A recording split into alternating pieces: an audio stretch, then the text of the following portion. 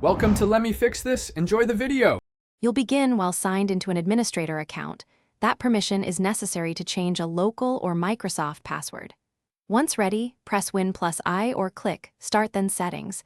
This moves you directly into system controls.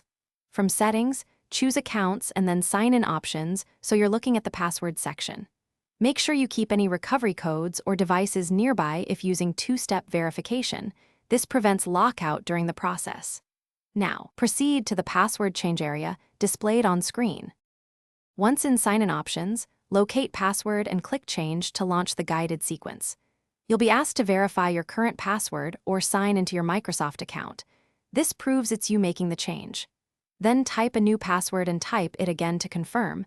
Pick a strong passphrase combining length and uniqueness so you won't need frequent resets. Make sure the hint helps only you. If using a PIN or Windows Hello, consider keeping both for faster sign-in. Save changes to finalize.